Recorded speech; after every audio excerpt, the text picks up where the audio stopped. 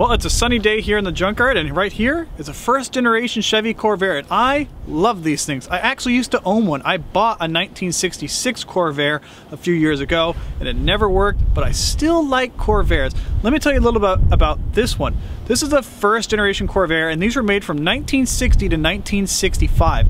This is a two-door post, and this is a sporty Monza version. This was not the most powerful version of this car you could get, because back then you could also have a turbocharged Corvair if you chose. But this one is a twin carb, naturally aspirated, and that engine would have made 110 gross horsepower new, coupled to a manual transmission, likely a 3-speed. This is a 3-speed manual. This car, unfortunately, is a goner. This thing is absolute toast. You can see from the floor pans, they've been patched with aluminum. This thing has been rusty for a long time. And some of the other interesting Corvair-isms, the front drums.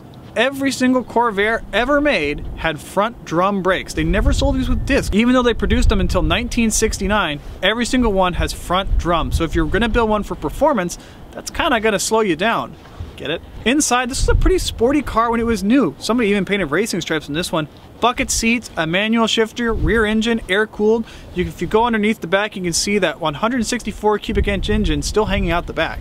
And the fact that this car is jacked up means you can see the famous Corvair trait, which is that rear wheel which will tuck under and help the car roll over in bad crashes. That said, the second generation of this car fixed that problem, and they're pretty sweet little cars. This one, unfortunately, is never coming back to the road. This thing has rust everywhere you could ever dream of, and this one is going to stay right here in the wrecking yard. But I do love Corvairs, and I really hope to own another one myself, but maybe not this one.